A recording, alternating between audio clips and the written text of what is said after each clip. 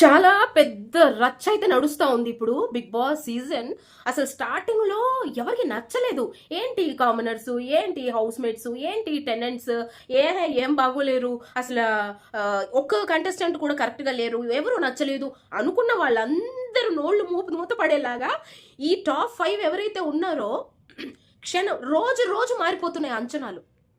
అసలు ఎలా ఉందంటే ఫస్ట్ 7 వీక్స్ అని చెప్పొచ్చు. 7 వీక్స్ వరకు విన్నర్ మన ఇమాన్యుయల్ అనే కదా మనం చూసాము. విన్నర్ ఇమాన్యుయల్, ఇంకెవ్వరు లేరు. అయితే రన్నర్ తనూజ, ఇంకెవ్వరు లేరు అనుకున్నాం కదా.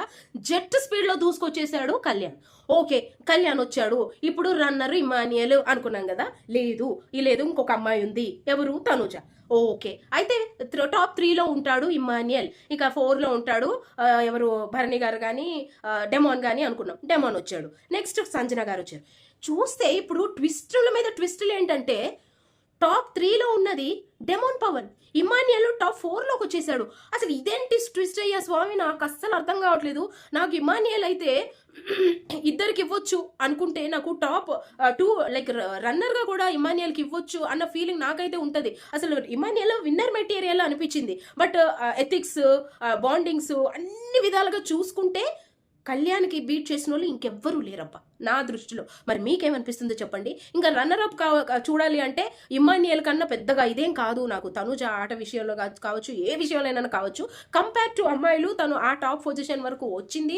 ఒక అమ్మాయి ఉండాలి కాబట్టి, యాజ్ పర్ రూల్ ఒక అమ్మాయి ఉండాలి కాబట్టి తనుజని తీసుకొచ్చుకున్నారు. అండ్ తనుజ కూడా దానికి డిజర్వ్, అంటే ఓట్ల పరంగా కూడా తనుజకి చాలా పెద్ద ఫ్యాన్ ఫాలోయింగ్ ఉంది. అది అది ఎలా ఎట్టి పరిస్థితుల్లో నో చెప్పడానికి లేదు కాబట్టి Tanuja deserving. And Emmanuel top 3 నుంచి 4కి పడిపోవడం ఏంటో నాకు అర్థం కావట్లేదు. మరి ఇది ఇప్పుడు చూసే వరకు అర్థం కాదు అసలు ఎటు నుంచి ఎటు వెళ్తుందా అనేది. బట్ ఇదైతే డిసైడ్ అయిపోయింది. అండ్ సంజన గారు టాప్ 5 నుంచి ఎలిమినేట్ అయిపోతున్నారు. అండ్ టాప్ 5లో కూడా క్యాష్ ఇస్తారు కదా, సూట్ కేసు తీసుకెళ్ళి. బట్ ఎలాంటి cash offer చేయలేదంట.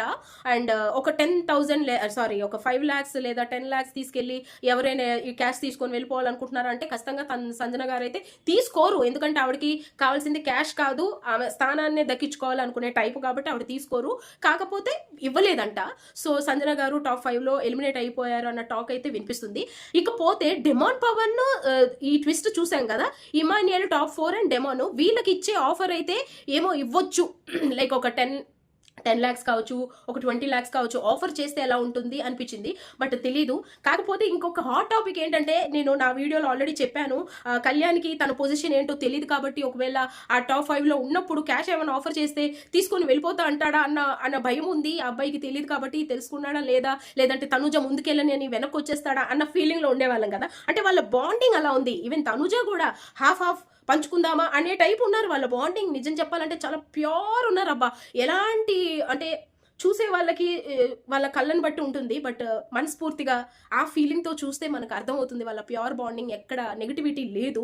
To be Frank, మరి బయటకు వచ్చాక కూడా వాళ్ళంతే ప్యూర్ సోల్స్గా ఉండాలని మనస్ఫూర్తిగా కోరుకుంటున్నాను. అంటే ఆట విషయంలో నేను తనుజకి నేను ఇలా చేసింది, తొండి చేసింది, అరుస్తుంది అని ఇప్పటికీ కూడా but Kalyan and Tanuja friendship మాత్రం ప్యూర్ ఉందని నేను అనుకుంటున్నా.